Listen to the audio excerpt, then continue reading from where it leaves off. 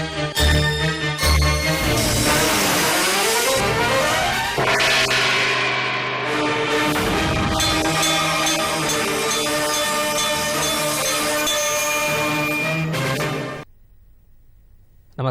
ఘంటారావానికి స్వాగతం. ముందుగా ప్రధానాంశాలు. గత ప్రభుత్వం నిరుద్యోగులను విస్మరించిందన్న ముఖ్యమంత్రి. ఏడాదిలోపే 60,000కు పైగా ఉద్యోగాలు భర్తీ చేశామని వ్యాఖ్య.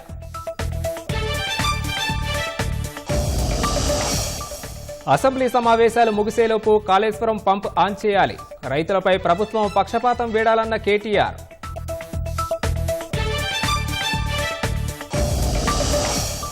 భారత్ శాంతిని, పాక్ ఉగ్రవాదాన్ని పోషిస్తున్నాయన్న ప్రధాని. 25వ విజయ్ దివస్ ను పురస్కరించుకుని అమరవీరులకు నివాళి.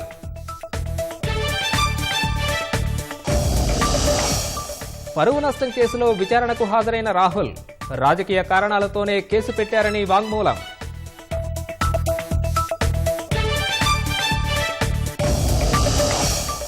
ఒలింపిక్స్ ఆరంభ వేడుకల వేళ ప్యారిస్లో గందరగోళం. రైల్వే నెట్వర్క్పై దాడి, విద్రోహ చర్యలన్న అధికారులు.